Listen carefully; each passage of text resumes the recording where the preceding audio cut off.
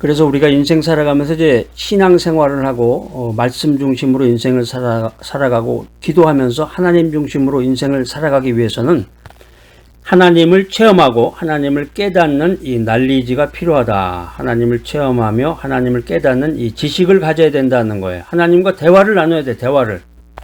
우리가 인생 살다 보면 우리 주변에 그런 사람들이 많아요. 여러분 자신이 그런지도 몰라. 대화하지 않는 사람 있죠? 대화하지 않고 그냥 내 마음을 다 알아주겠지.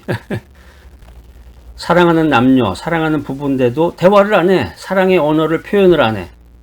저 사람이 내 마음 다 알겠지. 내 사랑을 다 이미 알겠지. 이런 사람들이 있는데 착각이야, 착각. 착각하지 말아라. 인생을 헛되이 살지 말아라. 가치 있는 인생을 살아라. 그러니까 우리가 인생을 살기 위해서는 하나님을 체험하고 하나님을 깨닫는 지식이 있어야 되는데 하나님과 대화를 나눠야 된단 말이야. 대화. 그게 뭐야? 기도란 말이야. 기도. 하나님과의 대화를 나눠라. 기도해라. 이 부분에 있어서 성경에서 아주 명구절이 하나 있죠. 명구절. 여러분 이거 암송하셔야 될 구절인데 데살로니가 전서 5장 17절 말씀. 여러분 한 번만 읽으면 다 외우게 됩니다. 자, 찾아보세요. 빨리 찾아보세요. 데살로니가 전서 5장 17절 말씀. 자, 시작. 쉬지 말고 기도하라. 야, 이거 너무 간단하네. 여러분 다 외우셨죠? 하나님이 말씀하시는 가장 중요한 것은 아주 쉽고 간단해요. 이 하나님의 메시지, 설교 메시지를 아주 복잡하고 어렵게 얘기하는 사람일수록 그 사람 자신이 하나님을 모르는 거야. 그 사람, 말하는 사람 자신이 자기가 뭘 말하고 있는지도 모르게 메시지를 전하는 거야. 왜냐하면 하나님의 말씀을 찾아보면은 굉장히 중요한 말씀일수록 간단하단 말이에요. 짧게 나와. 미국에서도 살면서 보면은 그 중요한 내용이나 이런 걸수록 짧아요. 짧은 내용이야. 데살로니가 전서 5장 17절 쉬지 말고 기도하라. 여기에 네 가지 영적인 의미가 있습니다.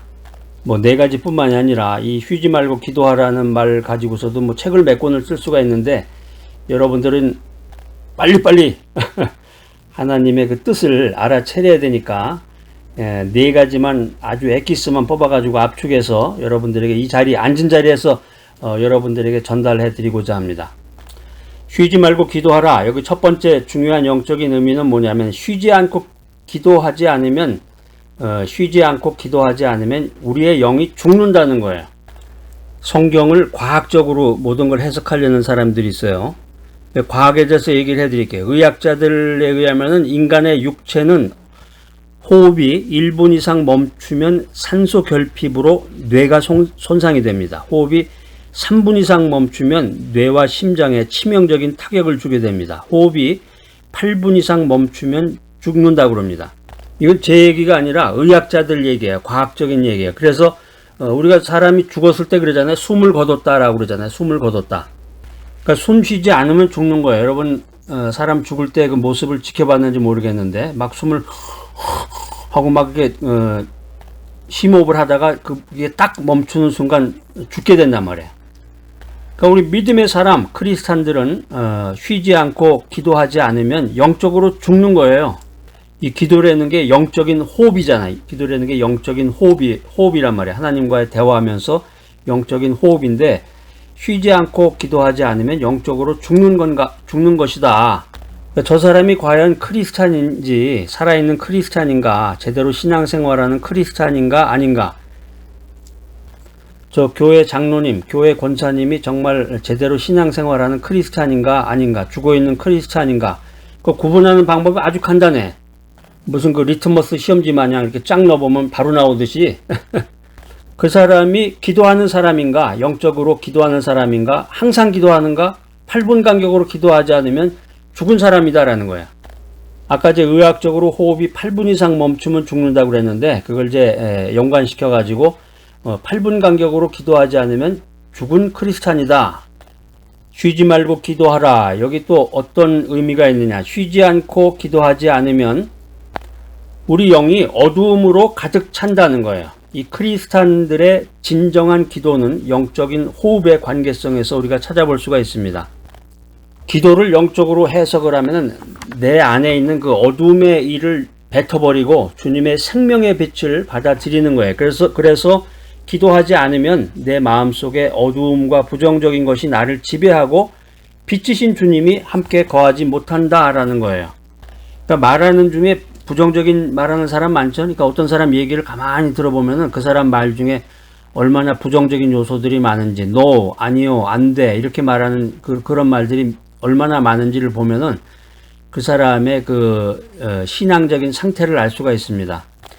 이걸 이제 응용하면은 사회생활 때 사람하고의 대화에서도 no, 안 돼요, 뭐 이런 말이 나온다는 것은 그 관계가 정립이 안 됐다는 거예요.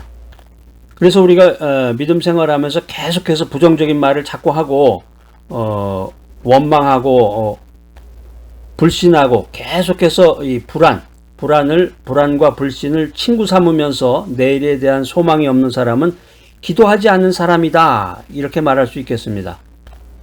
자, 세 번째, 쉬지 말고 기도하라는 것은 하나님께서 쉬지 않고 듣겠다는 거예요. 그러니까 여러분들이 불안과 초조와 염려로 잠을 못 이루고 수면제 먹고 진통제 먹고 잠을 자다가 새벽에 고통 중에 깨어나서 그때 하나님께 기도하더라도 하나님은 여러분의 음성을 들으시고 여러분의 기도에 응답하시는 분이시다. 할렐루야! 야, 이거 아주 대단한 말씀이네. 쉬지 말고 기도하라. 아이고, 하나님께서 너무 좀 어려운 짐을 나에게 주시네요. 쉬지 말고 기도하라는 게 쉽지 않은데요. 근데 그것을 역으로 생각해 보면은 언제 어디서나 기도하라는 거예요. 언제 어디서나 기도하면은 하나님께서 내가 네 음성을 듣겠다. 사랑하는 연인도 그렇잖아요. 서로 사랑하는 연인도 언제 어디서나 카톡을 날리거나 뭐 메신저를 보낸다. 그랬을 때 상대방이 그걸 듣고 사랑을 서로 나눈다 그러면 얼마나 안심이 되고 평안 가운데서 사랑을 주고받겠어요. 하나님도 마찬가지로 쉬지 말고 기도하라, 이렇게 말씀을 하셨을 때 하나님께서 그 음성을 쉬지 않고 들으시겠다는 말씀입니다. 이게 성경에 보면 나와요. 여러분 한번 찾아보세요. 구약성경 시편 121편 4절 말씀입니다. 어이구, 빨리 찾아봐야지. 시편 쫙, 성경책을, 두꺼운 성경책을 쫙 열면은 맨 가운데가 시편이야. 시편 121편 4절 말씀 쫙 펴가지고, 자, 시작. 이스라엘을 지키시는 이는 졸지도 아니하시고 주무시지도 아니하시리로다. 자, 이게 굉장히 이 구절이 우리가 평소에 이제 그냥 읽었던 구절 같은데, 야, 이게 정말 이 말씀, 이 구절이 얼마나 현대적인 말씀인지 몰라요. 요즘에 그 카톡이나 메신지로 아무 때나 막 메시지를 이렇게 날린다고 그러죠. 보내면, 샌딩을 하면은 상대방이 세계 어디 각국에 있든지 그 메시지를 다 받아보잖아요. 이게 불과 10년 전, 뭐 20년 전은 뭐 상상도 못할 일이에요. 근데 우리 그 현대적인 삶이 이 성경적인 것으로 점점 더 접근해 가면서 성경을 이해하기가 쉽게 됐습니다. 이스라엘을 지키시는 이는 졸지도 아니하시고 주무시지도 아니하시리로다.